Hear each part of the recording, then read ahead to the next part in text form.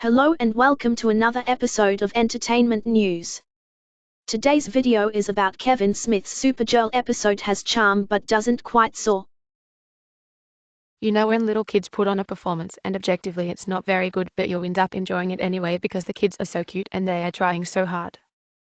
Well, not to sound too condescending, but that's a little bit how I feel watching Supergirl each week.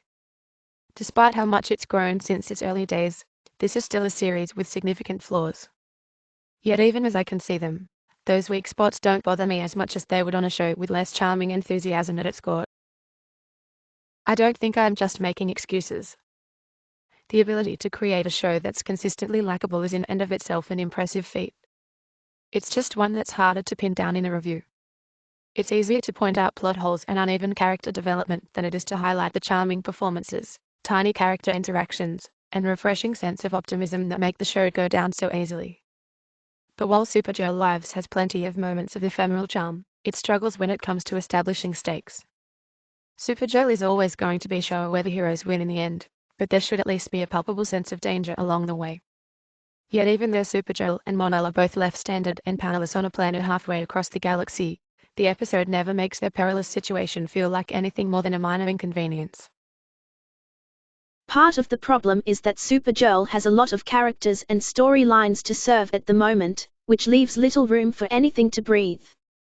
Alex is alternately basking in the glow of her new relationship and figuring out how to factor Maggie into her hectic life. James is still guardianing it up at night and causing tension with Supergirl. Wynn is coming to terms with the fact that his new jobs as DO agent / Guardian tech support are far more dangerous than working a desk job at a media company. Mon-El is trying to find his place on his new home planet, and Kara is trying to find inspiration both as a reporter and as a superhero. Plus we've got an intergalactic threat of the week to establish, not to mention Joe, the comic relief alien who seems to have had all but 2 quick scenes left on the cutting room floor. Individually, all of the storylines are fine, except for the Guardian stuff, but I've harped on that long enough. But cramming them all into one episode leaves little room for any of them to establish real weight. The most interesting thing about this episode is just how dramatically it broadens Supergirl's world.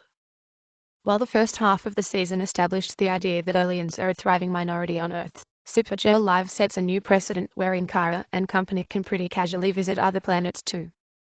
While we've heard about other worlds and even seen them in flashback, not to mention a reference to Superman being off-world at one point, actually setting an episode on another planet is a pretty big step for the series. After hopping through a Stargate-like portal, Kara and Mon-El wind up on Moldorian aka Slavers Moon Hub where Roulette, a returning Ditchin Lackman, is selling off kidnapped humans as slaves. Though the portal is destroyed at the end of the episode, intergalactic travel is now officially part of the show's lexicon, which feels like a big deal.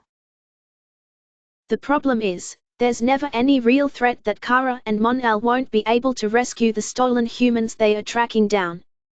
Though they are both left powerless by Moldoria's Red Sun, neither particularly struggles in combat. There's a briefly wrenching moment in which Supergirl lets herself be electrocuted as a last-ditch effort to help her fellow prisoners. But that one selfless act inspires her fellow captors to fight back in a rebellion that's achieved with far too little fanfare.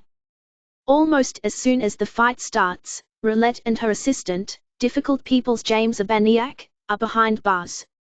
And although there's a lot of talk about the evils of human trafficking and the importance of standing up for what you believe in even when you're powerless, there's never a sense that any of these people are actually in danger. Our one point of view character, Izzy Williams, barely register as anything more than a human platitude deliverer. There's a similar problem in Kara's journalism career as well. She's motivated to follow her heart when a desperate mother comes looking for help finding Izzy, whom the police have deemed a runaway. That leads Kara to both discover the intergalactic trafficking ring and write an 8,000-word story about it, proving to snap a card that following your heart is as valid a tactic as following your head. But, again, there's a real lack of stakes to this storyline. Kara admits her heart-first method may lead her to some dead ends, but so far that's not really something we've seen. Kara's such a good journalist, and her journalism so neatly aligns with her superheroing, that there's no new territory to explore in a side of Supergirl that's feeling more and more perfunctory. As Supergirl finds her groove again, Alex is alternately getting and losing hers.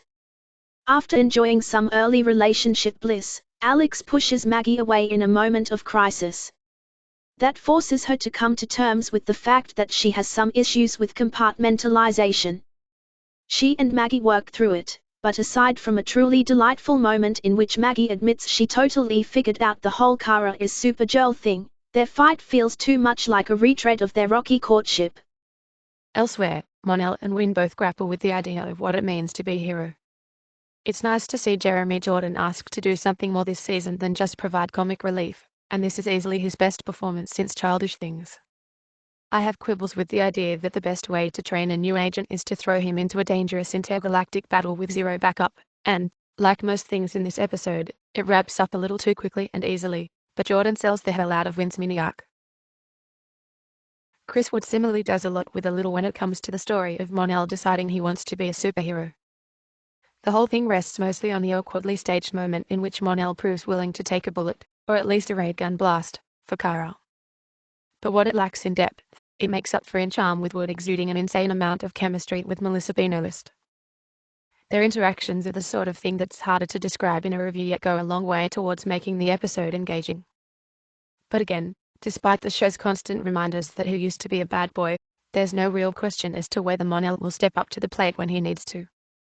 Hopefully whatever mystery is clearly hidden in his backstory will switch up his seemingly preordained character arc. Supergirl Lives is an episode that's ultimately at odds with itself. It tells a high-stakes intergalactic story yet uses a mostly light and comedic tone to do so.